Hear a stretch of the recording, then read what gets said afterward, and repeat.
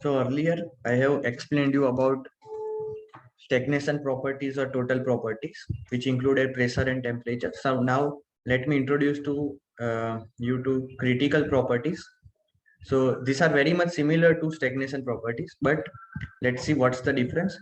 The fluid is not brought to rest. That is the first difference. And the common point is the process must be isoentropically done.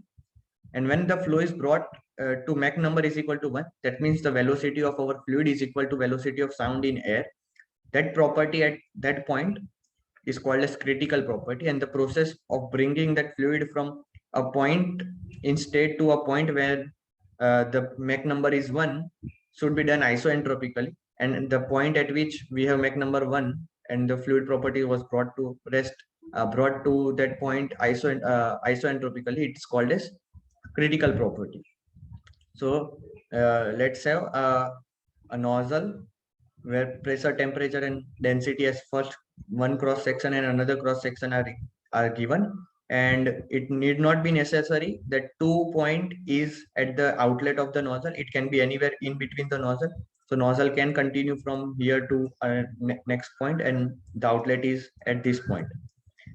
So, but at the cross section 2, the necessary condition is that when we are moving from 1 to 2, the process is isoentropic, that is reversible and adiabatic. So heat transfer is 0, that is indicated by these dashed lines at the boundary. Mach number is 1 at the outlet, and the pressure, temperature, and density are shown as stars on the superscript. So we can directly get the values of this P star, T star, and rho star by putting Mach number is equal to 1 in our relations which we have obtained earlier, which were for stagnation properties. So we have all the relations: temperature ratio, pressure ratio, and density ratio.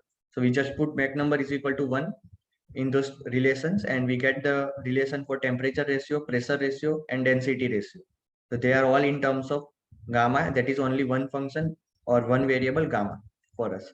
In the next video, we'll look at more details of nozzles and how the mathematical formulations are done in nozzles.